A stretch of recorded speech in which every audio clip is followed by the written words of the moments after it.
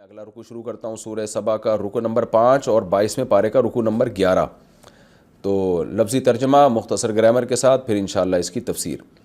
وما اموالکم، اور نہیں ہے تمہارے اموال، ولا اولادکم، اور نہ تمہاری اولاد، باللتی، ایسی، ما نافیہ ہے نا، اس کی خبر پر با بھی داخل ہوتا ہے، جیسے ما زید بقائم، زید کھڑا نہیں ہے۔ تو یہاں بھی ما اموالکم، اور پھر لا کے ذریعے اسی ما کو معنوی طور پر تکرار کیا گیا کہ نہ تمہارے مال اور نہ تمہاری اولاد، باللتی، ایسی چیز ہے، باللتی تقربکم، جو تمہیں قریب کر دے، عندنا، ہمارے۔ یعنی مال اور اولاد کی کثرت صرف ایسی چیز نہیں ہے جس کی وجہ سے انسان اللہ کا قرب حاصل کر لے، یعنی اولاد برائے اولاد کوئی چیز نہیں ہے۔ ہاں میں ترجمہ میں تفسیر شروع کر دیتا ہوں، جب ترجمہ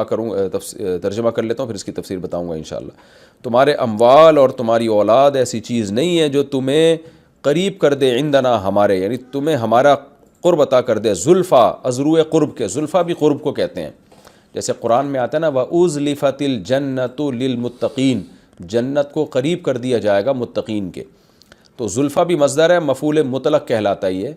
تو لفظ دوسرا لایا گیا، تو اس کا مطلب کیا ہوگا؟ یہ زلفا کا معنی قربہ ہی ہے، کہ یعنی تمہارے مال اور اولاد، محض مال اور اولاد ایسی چیز نہیں ہے جو تمہیں ہمارے قریب کر دیں، قریب کرنا۔ تو اس کا ترجمہ یہ کیا گیا کہ درجے کے لحاظ سے، یعنی قربت میں درجے کے لحاظ سے ہمارے قریب نہیں کر سکتے، یعنی تم جتنے ہمارے قریب ہو، تو ایسا نہیں ہے کہ صرف تمہاری مال اور اولاد زیادہ ہو جائے تو اس بیس پہ تم ہمارے اور زیادہ قریب ہو جاؤ، صرف اتنی بیس کافی نہیں ہے۔ الا من آمنہ، ہاں وہ شخص جو، یہ الا بمعنی لاکنہ کے ہے، ہاں جو شخص آمنہ، ایمان لائے، وعمل صالحا، اور نیک اعمال کرے، فاولئک لہم جزاء الضعف، تو یہ وہ لوگ ہیں جن کے لیے ضعف کہتے ہیں دگنے کو، دگنا اجر ہے، دگنے کا مطلب ڈبل نہیں بلکہ بڑھا کر اجر دیا جائے گا۔ بما عملوا، ان اعمال کی وجہ سے جو انہوں نے کیے، وہم فی الغرفات آمنون، اور یہ لوگ بالا خانوں میں امن سے ہوں گے۔ غرفہ کہتے ہیں جو بالا خانے نہیں ہوتے، اوپر کے کمرے ہوتے ہیں، تو جنت میں محلات ہوں گے، ان کے اوپر بڑے خوبصورت بالا خانے ہوں گے، تو یہ لوگ ان بالا خانوں میں امن سے ہوں گے۔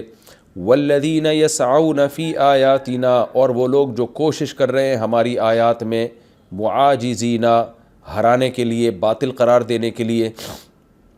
یعنی ہمیں ہرانا چاہتے ہیں وہ، اور آیات میں کوشش کا مطلب آیات میں کجی تلاش کرتے ہیں، عیب تلاش کرتے ہیں، صحیح باتوں کو غلط رخ دینے کی کوشش کرتے ہیں، جیسے آج کل کے ایتھیس کر رہے ہوتے ہیں۔ قرآن کی ایک آیت ہے، اس کا ایک مفہوم ہے، اس کو کیا کرتے ہیں؟ اس میں عیب تلاش کرتے ہیں۔ جیسے قرآن میں آتا ہے نا فَأْتُوا حَرْثَكُمْ أَنَّىٰ شِئْتُمْ، اللہ نے عورت کو کھیت سے تعبیر کیا ہے کہ اپنی کھیت کے پاس جا سکتے ہو جیسے چاہو، تو اب وہ کیا کرتے ہیں؟ اردو میں کھیت کا لفظ توہین کے معنی میں استعمال ہوتا ہے، تو اب سارے ملحد ایتھیس کہتے ہیں دیکھو قرآن نے عورتوں کو کھیتی کہا ہے، عورتوں کو کھیتی کہا ہے، حالانکہ عربی میں یہ عزت دینے کے لیے کہا ہے کہ جیسے کھیتی پیداوار کا ذریعہ بنتی ہے، تو کسان کے دل میں اپنی زمین کی بڑی قدر ہوتی ہے، تو مرد کے لیے انسان پیدا کرتی ہے، اولاد دیتی ہے عورت، تو اللہ تعالیٰ نے، تبھی عرب نے اس پر کہیں بھی اعتراض نہیں کیا کہ اس میں عورت کی توہین ہے، کیونکہ وہ قرآن کے مفہوم کو سمجھتے تھے۔ اب جب آپ دوسری زبان میں اس کا ترجمہ کرتے ہیں تو مفہوم بدل جاتا ہے اس کا۔ تو یہ آیت جو تھی نا حرثکم، یہ عورت کی عزت کو بڑھانے کے لیے، کہ یہ یعنی آپ اس سے سوچیں نا کہ جو زمین آلو پیاز ٹماٹر پیدا کرتی ہے، کسان کی نظر میں اس زمین کی اتنی قدر ہوتی ہے، تو جس زمین سے پیغمبر پیدا ہوں، جس زمین سے علماء صلحاء پیدا ہوں، ملک چلانے کے لیے مزدور پیدا ہوں، ڈاکٹرز پیدا ہوں، انجینئرز پیدا ہوں، لیڈرز پیدا ہوں، تو وہ زمین کی تو وہ بہت زیادہ قدر ہوگی۔ تو اب کیا ہے کہ یہ ان لوگوں کو پتہ ہوتا ہے، لیکن گھماتے ہیں بات کو، کہیں بھی پروپیگنڈا کا موقع ملے کرتے ہیں یہ پروپیگنڈا، جیسے کہ کرتے رہتے ہیں۔ ابھی یہ نیا ایک شوشہ چھوڑا ہوا ہے آج کل، تو کہ جی اسلام نے جو ہے نا نابالغ لڑکی کی شادی کی بھی اجازت دی ہے، اسلام نے نابالغ لڑکی کی شادی، اور پھر مثال دیتے ہیں اس کا مطلب 2-2 3-3 سال کی بچیوں کی شادی بھی جائز ہے۔ تو یہ کہاں لکھا ہوا ہے کہ 2-2 3-3 سال کی بچیوں کی شادی کریں آپ اور پھر اس کی رخصتی کریں؟ ایسا اسلامی تاریخ میں کہیں بھی نہیں ملتا ہمیں، اگر اس آیت کا یہ مطلب ہوتا۔ تو مطلب کیا ہے وہ میں بیان کر چکا ہوں، ابھی وہ چونکہ یہاں موقع نہیں ہے، تو میں تو ابھی تو صرف اس آیت کو ایکسپلین کرنے کے لیے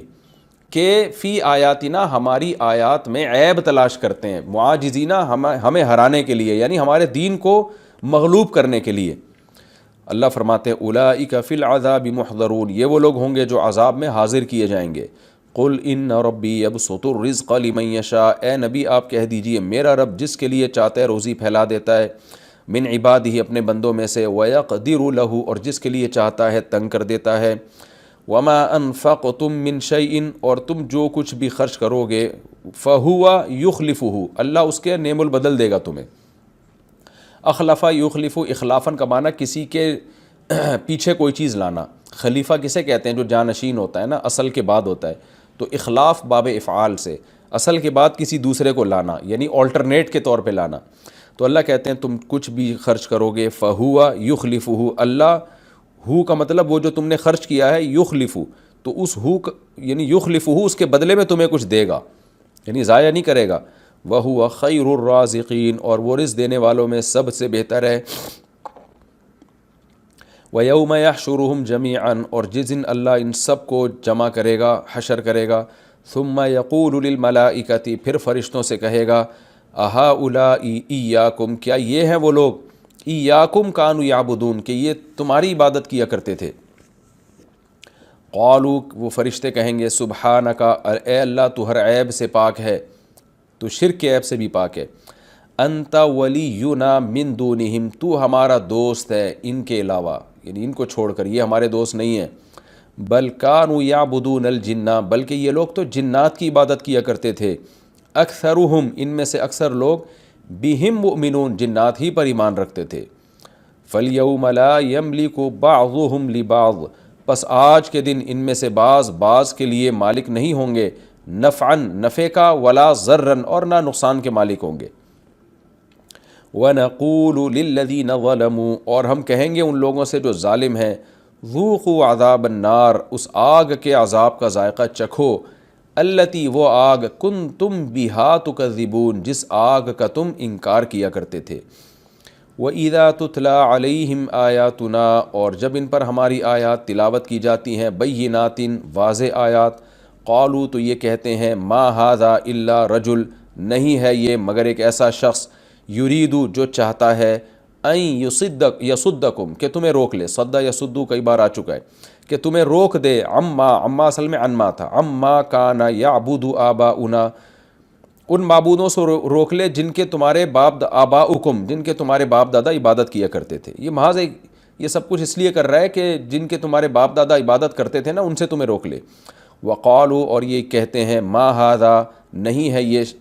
یہ شخص الا مگر ایک جھوٹ، یا یہ شخص یا اس شخص کی دعوت، الا افکن ایک جھوٹ ہے، مفترن جو گھڑ لیا گیا ہے، افطرا کا معنی گھڑنا، مفترا اس میں مفعول اصل میں تھا مفترین جیسے مکتسبن۔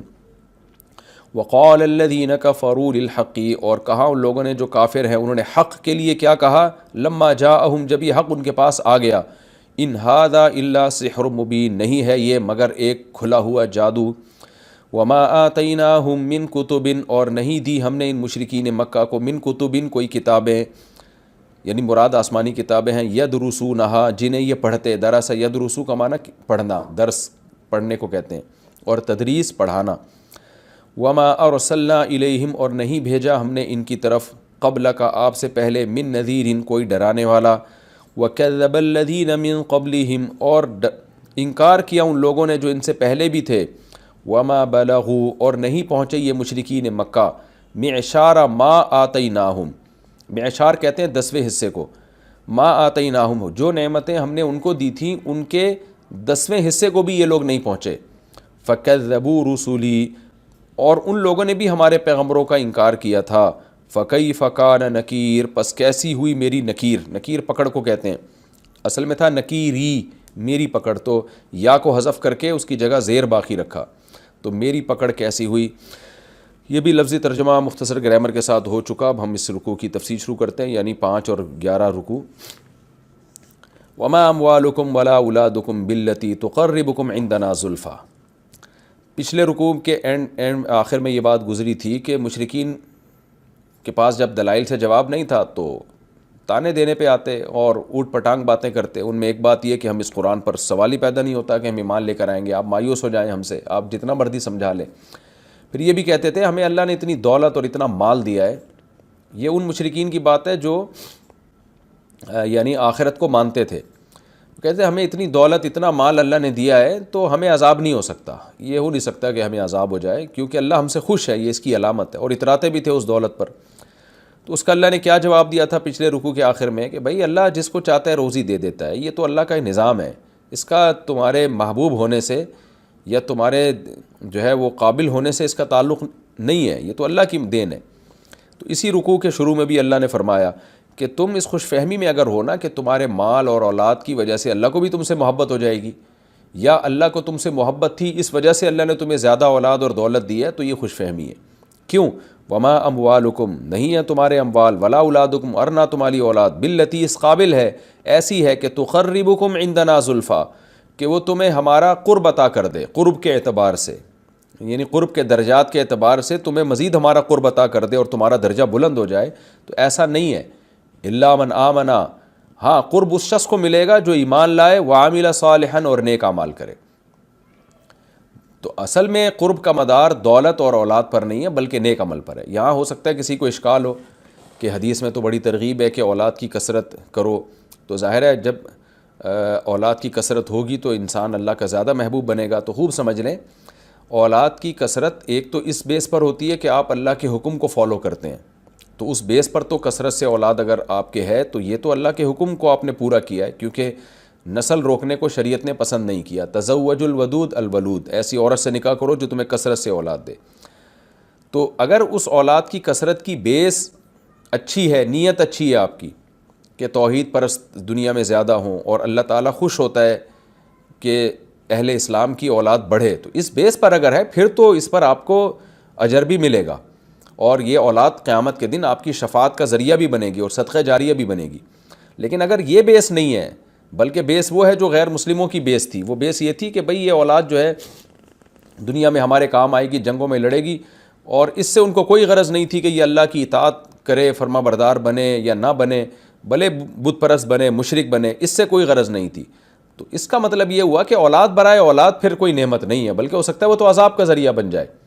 بالکل اس کی مثال ایسے جیسے قرآن نے یہاں کہا نا تمہارے اموال بھی اس قابل نہیں ہے جو تمہیں ہمارا قرب عطا کر دیں, لیکن دوسری طرف حدیثوں میں آتا ہے کہ جو اس نیت سے تجارت کرتا ہے کہ لوگوں کے سامنے بھیک نہ مانگے, تو قیامت کے دن وہ تو پیغمبروں کے ساتھ ہوگا. تو اس سے بھی یہ پتہ چلتا ہے کہ مال برائے مال کوئی نعمت کی چیز نہیں ہے. ہاں وہ مال جس میں آپ یہ چاہتے ہو کہ بھیک سے بچو اور رشتہ داروں پہ خرچ کرو اور اللہ کی نعمتوں سے لطف اندوز ہو تاکہ آپ کو اللہ کی نعمتوں کا شکر ادا کرنے کا موقع ملے, آپ دل جمی کے ساتھ عبادت کر سکو, آپ اپنے ملک اور قوم کو ترقی دے سکو, تو یہ جذبہ اگر اچھا ہوگا تو پھر تو مال واقعی اللہ کی بہت بڑی نعمت ہے. تو یہاں وہ مال جو مال برائے مال ہو, اور وہ اولاد جو اولاد برائے اولاد ہو, جیسے کہ مشرکین کا گمان تھا, تو اس میں اللہ کہتے ہیں کہ یہ کوئی ایسی چیز نہیں ہے کہ تمہیں ہمارا قرب دے دے, یہ تو اللہ نافرمانوں کو, قارون فرعون کو بھی اللہ نے بہت کچھ دی تھی یہ چیزیں. الا من آمن وعمل صالحا, تو اصل یہ کہ ایمان لائے اور نیک اعمال کرے. تو نیک اعمال کی بیس پہ اگر کوئی پیسہ زیادہ کما لیتا ہے اور نیک عمل کی بنیاد پہ اگر کوئی اولاد کی کثرت کا متلاشی ہے, تو پھر اس پہ بہرحال اجر ملے گا, کیونکہ اصل چیز نیک عمل ہے اور آپ کی نیت ہے. فاولئک لہم جزاء الضعف, تو جو نیک عمل کریں گے اور ایمان لائیں گے ان کے لیے پھر تھوڑا بدلہ نہیں بلکہ بہت زیادہ بدلہ ہے, یعنی ایک کی کم از کم 10 گنا تو اللہ دے گا زیادہ, ایک نیکی کا 10 گنا. وہم فی الغرفات آمنون, اور وہ جنت کے بالا خانوں میں امن سے ہوں گے. والذین یسعون فی آیاتنا معاجزین, اور اس کے برعکس وہ لوگ جو ہماری آیات کو غلط قرار دینے کی کوشش میں لگے رہتے ہیں, کوشش کرتے ہیں ہمیں ہرانے کے لیے, ان کا مذاق اڑاتے ہیں, کبھی کہتے ہیں جادو ہے, کبھی کیا کہتے ہیں, کبھی کیا کہتے ہیں. جیسے میں نے ترجمہ کرتے ہوئے مثال دی تھی نا کہ کجی تلاش کرتے ہیں, اس میں ہمیشہ نیگیٹو چیز کی طرف جاتے ہیں, تو الٹے سیدھے اعتراضات کرتے ہیں تاکہ لوگ اسلام سے اور قرآن سے متاثر ہونا چھوڑ دیں. تو اللہ فرماتے ہیں اولئک فی العذاب محضرون, یہ لوگ عذاب میں حاضر کیے جائیں گے. پھر اللہ نے اسی مضمون کا دوبارہ تکرار کیا کہ تم جو بار بار اتراتے ہو اپنی دولت پہ کہ دولت ہے اصل ہے, اور دولت جو ہے پیسہ ہونا چاہیے, کیونکہ مسلمانوں کی میں نے بتایا اکثریت غربت میں تھی. تو اللہ نے فرمایا ان ربی یبسط الرزق لمن یشاء من عبادہ ویقدر له, دوبارہ آپ اے نبی ان سے کہہ دیجئے میرا رب جس کے لیے چاہتا ہے رزق کے دروازے کھول دیتا ہے اپنے بندوں میں سے, ویقدر له, اور جس کے لیے چاہتا ہے لہو اس بندے کے لیے دروازہ تنگ کر دیتا ہے. اب جب رزق کے خزانے اللہ کے ہاتھ میں ہیں تو اس مسلمان کو کیا چاہیے؟ دیکھیں پہلے تو یہ کافروں کو کے طانے کا جواب تھا، یہ پچھلے رکوع کے آخر میں بھی یہ آیت تھی نا کہ جس کو چاہتا ہے اللہ روزی دیتا ہے، جس کو چاہتا ہے تنگ کر لیتا ہے. تو اس وقت یہ آیت تھی یہ بتانے کے لیے کہ تم جو اس میں یہ سمجھتے ہو کہ ہمارے پاس روزی زیادہ ہے تو ہم اللہ کے محبوب ہیں، تمہاری سوچ غلط ہے. اب یہ کسی اور معنی میں آیت کو دہرایا گیا ہے کہ اہل اسلام جب یہ بات سوچتے ہیں نا کہ جب اللہ جس کو چاہتا ہے روزی بڑھا دیتا ہے، جس کی چاہتا ہے روزی دیتا ہے، تو پھر وہ اللہ کے راستے میں خرچ بھی کرتے ہیں، کیونکہ ان کو پتہ ہے رزق کی کنجی اللہ کے ہاتھ میں ہے، تو وہ خرچ کرتے ہیں کیونکہ ان کو پتہ ہے کہ جب اللہ کا کام ہے یہ، تو ظاہر ہے جب آپ اللہ کے لیے اس مال کو خرچ کریں گے تو اللہ آپ کے مال میں کیوں برکت نہیں دے گا.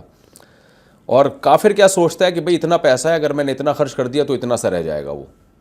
تو وہ سارا اسباب پہ نظر رکھ کے زندگی گزارتا ہے. قل ان ربی یبسط الرزق لمن یشاء من عباده ویقدر له وما انفقتم من شیء، اور جو کچھ تم اللہ کی راہ میں خرچ کرو گے، یعنی کچھ جو بھی اللہ کی رضا کے لیے خرچ کرو گے،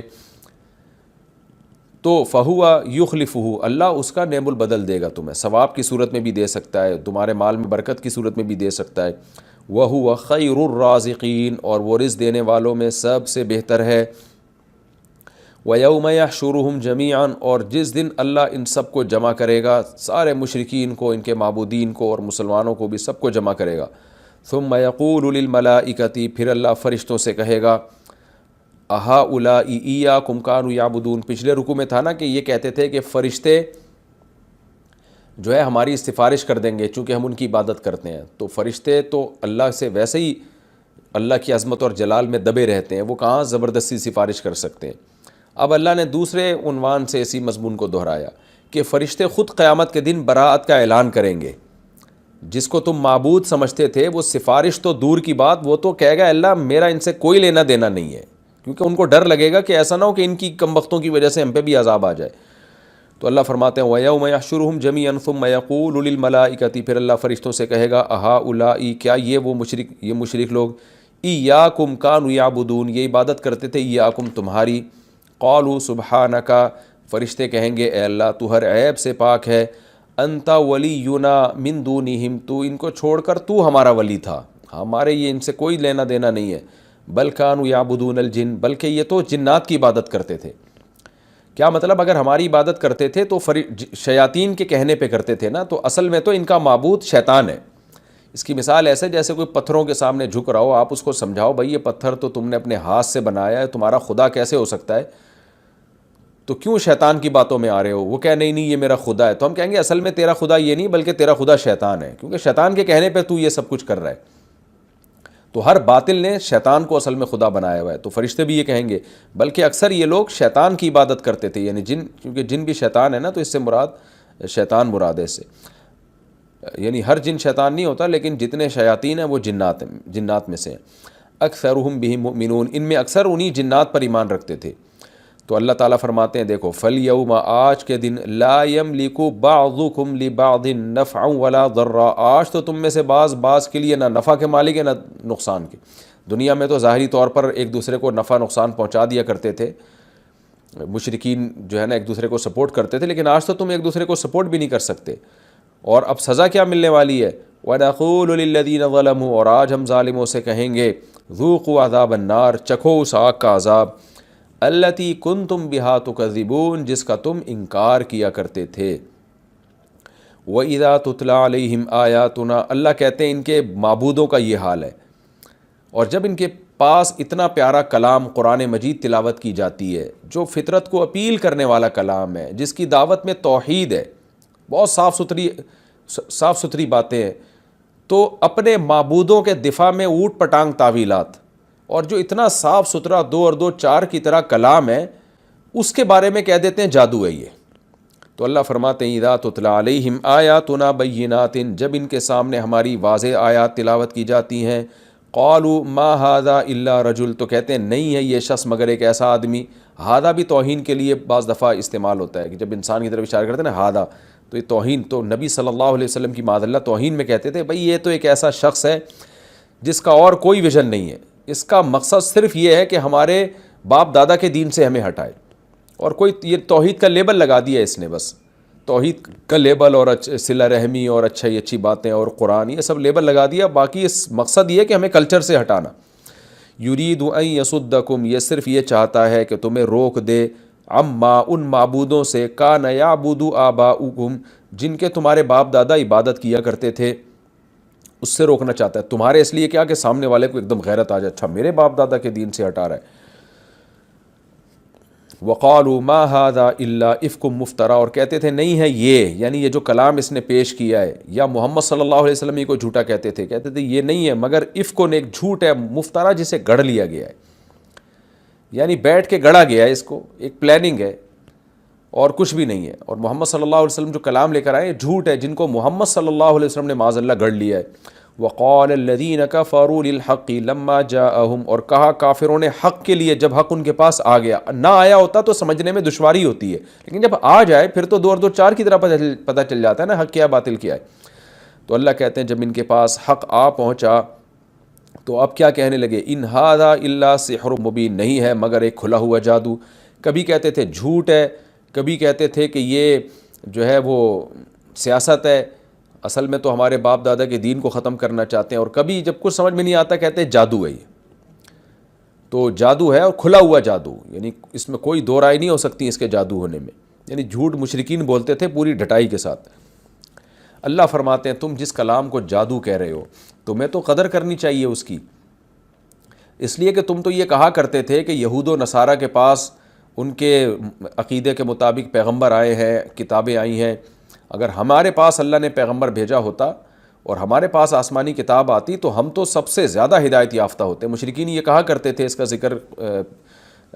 تفسیر کے لیکچروں میں ان آیات کے حوالے سے گزر چکا ہے۔ تو اللہ کہتے ہیں تمہارے پاس تو کوئی پیغمبر نہیں آیا، آئے تھے اسماعیل علیہ السلام، لیکن ان کو تو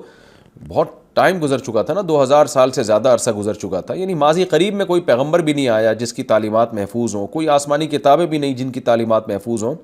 یہود و نصارہ کے پاس تو پھر بھی کچھ نہ کچھ ہے، تمہارے پاس تو کچھ نہیں ہے۔ تو جس کے پاس کچھ بھی نہیں ہوتا اسے جب نعمت ملتی ہے وہ تو زیادہ اس نعمت کے حصول پر حریص ہوتا ہے۔ اس کی مثال ایسے ہے نا، جیسے خاندان میں جب کسی فرد کے پاس پہلی دفعہ گاڑی آئے تو وہ زیادہ خوش ہوتا ہے کہ یار ہمارے تو خاندان میں پہلی دفعہ کوئی کسی کے پاس گاڑی آئی ہے، ہمارے تو خاندان میں پہلی دفعہ کوئی ڈاکٹر بنا ہے، ہمارے تو خاندان میں پہلی دفعہ یہ نعمت ملی ہے۔ تو جو نعمت پہلی دفعہ ملی ہے اس پہ تو لوگ خوش ہوتے ہیں۔ تو اللہ کہتے ہیں تمہارے پاس تو پچھلی کوئی آسمانی کتابیں بھی نہیں ہیں، تمہیں تو اب کتاب اللہ ڈائریکٹ تمہیں قرآن جیسی کتاب دے رہا ہے، کیونکہ ان یہود و نصارہ نے اپنی کتابوں کی قدر نہیں کی۔ تو اب اللہ تمہیں نوازنا چاہ رہا ہے، تمہیں مقام اور مرتبے دینا چاہ رہا ہے، تو تمہیں تو جو ہے نا ہاتھوں ہاتھ اس کتاب کو سینے سے لگانا چاہیے تھا۔ تو اللہ فرماتے ہیں کہ وما آتیناہم من کتب، نہیں دی ہم نے ان سے پہلے ان کو کوئی کتابیں، یدرسونہا جنہیں یہ پڑھتے، کوئی آسمانی ہدایت نہیں تھی ان کے پاس، جس کی وجہ سے 360 بت انہوں نے بیت اللہ کے اندر رکھے ہوئے ہیں، اور یہود و نصارہ کم از کم ان کی نسبت حق کے زیادہ قریب ہیں، ان میں وہ برائیاں نہیں ہیں جو ان کے اندر ہیں۔ تو اب تمہیں ایک کتاب مل رہی ہے تو تمہیں اس کی قدر کرنی چاہیے۔ اللہ فرماتے ہیں وما ارسل آتیناہم من کتب یدرسونہا، ہم نے ان کو اس سے پہلے کوئی کتابیں نہیں دی جن کو یہ پڑھتے، وما ارسلنا الیہم قبلک من نذیر، اور نہ ہم نے ان کی طرف آپ سے پہلے کوئی ڈرانے والا بھیجا، یعنی ماضی قریب میں، کیونکہ بہت ٹائم گزر گیا، ان پیغمبروں کی تعلیمات کے اثرات ختم ہو گئے ہیں، تو اب کوئی نیا ڈرانے والا ان کے پاس نہیں آیا۔ جیسے کہ یہود و نصارہ کے پاس تو آتے رہے ہیں، بہت سارے پیغمبر آئے ہیں، ان کے پاس تو کوئی بھی نہیں آیا۔ تو ان کو چاہیے تھا، خلاصہ اس آیت کا یہ ہے کہ ان کو چاہیے کہ قدر کریں کہ بھائی اللہ تعالیٰ ہمیں جو ہے نا اسپیشلی ہم میں اللہ نے پیغمبر بھیج کے ہمیں اب دنیا میں نوازنا چاہتے ہیں، جیسے پہلے یہودیوں میں پیغمبر بھیجے ان کو دنیا کا امام بنا دیا، پھر عیسائیوں میں پیغمبر بھیجے ان کو دنیا کا امام بنا دیا، تو اب اللہ ہمیں پیغمبر بھیج رہے ہیں، آسمانی کتاب بھیج رہے ہیں، تو اب اللہ ہمیں دنیا میں امام بنانا چاہتا ہے، ہمیں مقتدی رہبر بنانا چاہتا ہے، تو نعمت کی قدر کرنی چاہیے۔ کمال کی بات یہ ہے کہ مشرکین اس وقت تو قدر کی نہیں، لیکن بہرحال پھر لوگ مسلمان ہوئے اور پھر انہوں نے قدر کی۔ جن کے جو بدقسمت تھے وہ قدر کیے بغیر مر گئے، جہنم کا ایندھن بن گئے، اور جنہوں نے قدر کی ابو بکر، عمر، عثمان، علی، عبداللہ بن مسعود، اور یہ جتنے اصحاب رسول ہیں، معاذ بن جبل، جابر بن عبداللہ، حضرت ابو ہریرہ، اور خواتین میں بھی جو صحابیات گزری، تو جنہوں نے قدر کی پھر اللہ نے ان کو کیسا واقعی دنیا کا امام بنایا۔ اللہ فرماتے ہیں وَكَذَّبَ الَّذِينَ مِن قَبْلِهِمْ، اے مشرکین مکہ دیکھو تم سے پہلے جو لوگ گزرے ہیں انہوں نے بھی میری آیتوں کا انکار کیا تھا، وما بلغوا معشار ما آتیناہم، اور یہ مشرکین مکہ ان پچھلوں کو جو ہم نے نعمتیں دی تھی نا ان کے 10ویں حصے کو بھی نہیں پہنچے۔ یہ جو کہتے ہیں نا ہمارے پاس نحن اکثر اموالا و اولادا، ہمارا مال زیادہ، ہماری دولت زیادہ، تو کتنی زیادہ ہو گئی ہوگی؟ پچھلی قوموں کو تم سے اس سے 10 گنا زیادہ ہم نے دیا ہے، تو تم تو ان کے 10ویں حصے کو بھی نہیں پہنچے۔ فکذبوا رسلی، ان لوگوں نے میرا انکار کیا جو اتنے مالدار تھے، میرے پیغمبروں کا انکار کیا۔ فکیف کان نکیر، تو میری پکڑ کیسی ہوئی، جب ان کو نہیں چھوڑا تو تمہیں کیسے چھوڑ دوں گا میں۔ یہ رکوع الحمدللہ ہمارا کمپلیٹ ہو گیا، اور اس میں آپ کو پتہ ہے توحید ہی کا بیان ہے۔ اس رکوع میں جو اہم سبق ہمیں ملتا ہے وہی دولت پہ اترانا۔ تو غریب آدمی کو کبھی بھی دولت مند کو دیکھ کر احساس کمتری کا شکار نہیں ہونا چاہیے۔ آج خودکشیوں کے کیس بہت آ رہے ہیں۔ پرسوں ایک بندہ میرے پاس آیا کہ میں غریب ہو گیا ہوں، میری ملازمت چھوٹ گئی اور کاروبار میں بھی نقصان ہوا، اس کے 10-12 کروڑ روپے کا مقروض ہو گیا، اب خودکشی کے خیالات آ رہے ہیں، گھر میں تانے سننے کو ملتے ہیں۔ اچھا، ایک طرف تو یہ ہو گیا، دوسری طرف جب وہ مالداروں کے تکبر دیکھتے ہیں یوٹیوب پہ اور فیس بک پہ تو اور ڈپریشن میں جاتے ہیں۔ تو میں نے اس کو روکا، کہہ رہے میں نے آپ کا کہیں بیان سنا تھا تو میں خودکشی کی طرف نہیں گیا، ورنہ مجھے خودکشی کے خیالات آ رہے تھے۔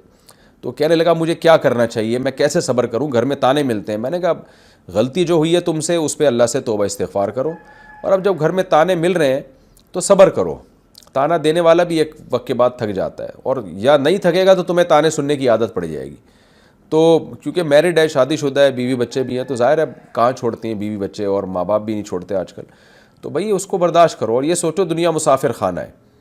اب اسی یہ آزمائش ہے اللہ کی طرف سے، اس میں صبر کرو تاکہ اللہ تعالیٰ تمہیں نوازے آخرت میں۔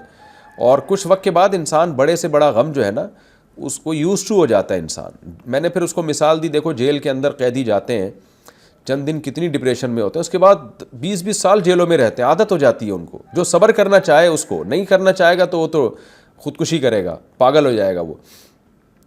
تو اس لیے میں نے اس سے یہی کہا کہ، اور سب لوگوں سے یہی کہتا ہوں کہ آج کل جو ہے نا یہ غربت کو ایک بہت بڑا تانا بنا کے پیش کیا جا رہا ہے، یہ شریعت کا مزاج بالکل بھی نہیں ہے۔ تو پیسہ کمانے کی کوشش ضرور کریں، مل جائے ٹھیک ہے، نہیں ملے تو بھائی فوراً یہ آئے سوچا کریں، ان ربی یبسط الرزق لمن یشاء، ہمارا رب ہے جس کے لیے چاہتا ہے بھائی روزی بڑھا دیتا ہے، بڑھا دے تو شکر ادا کریں کہ بھئی اللہ نے دیے، اترائے نہیں، بولے اللہ کا کرم ہے میرے اوپر، میرا کمال نہیں ہے۔ اور نہ ملے تو صبر کرے، بھائی اللہ یہی چاہتا ہے، تو جب یہی چاہتا ہے تو ہم اسی پہ خوش ہیں۔ ہمارے نبی صلی اللہ علیہ وسلم مسکنت میں زندگی گزار دی، اور دعا بھی مانگی ہے اللہ تو مجھے مسکینوں میں ہی رکھنا، یہ آپ نے دعا مانگی ہے، صحیح حدیث سے یہ بات ثابت ہے۔ تو رکوع ہمارا کمپلیٹ ہو گیا، 1-2 منٹ باقی ہیں شاید، لیکن ابھی وقت اگلا رکوع پھر ہم اگلے ایپیسوڈ میں شروع کریں گے۔ تو انشاءاللہ اگلے ایپیسوڈ میں سورہ سبا کا آخری رکوع یعنی